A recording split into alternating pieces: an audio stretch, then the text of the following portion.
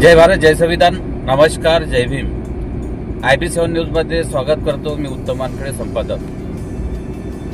काही दिवसा अगोदर जम्मू काश्मीरमध्ये मुस्लिमांनी राष्ट्रीय जे चिन्ह आहे अशोक स्तंभ याची तोडफोड केली. मुस्लिमांसाठी हे एक घातक कृत्य आहे. कारण संविधान आहे तर मुसलमान या ठिकाणी सुरक्षित आहे.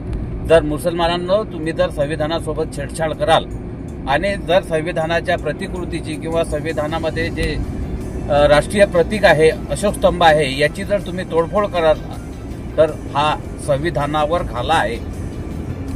मुसलमान हा देशातून जर एकाकी पडला तर काय अवस्था होईल मुसलमानांची हे लक्षात घ्या.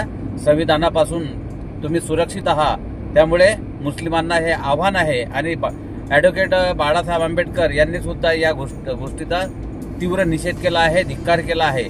आणि तिथल्या जे पाकिस्तान अध्यक्ष आहेत त्यांनी सुद्धा एक आतंकी म्हणून संविधानाच्या या प्रतिकृतीवर हल्ला करणारे जे काय आहे अशोक स्तंभावर त्यांना एक आतंकी म्हणून घोषित केला आहे.